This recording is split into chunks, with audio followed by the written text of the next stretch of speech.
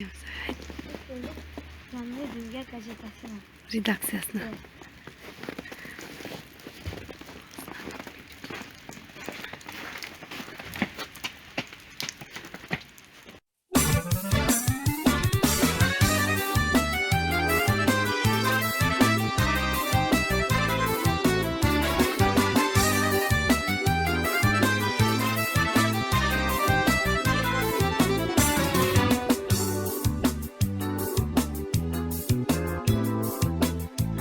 Yani dünyadan Ballar Dünyası'ndaki yarışında iştirak etkeni için büyük minnettarlık bildiriyoruz. Hayırlı olsun. İnşallah artık gurur olsun. Daha büyük yemişlerge gelmek kısmet etsin ve sana böyle yan dünyadan küçük bahşişçikler veriyoruz. Sağ olun.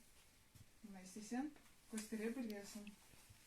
Bloknotlar, Yunus Kandır'ın şiirçikleri,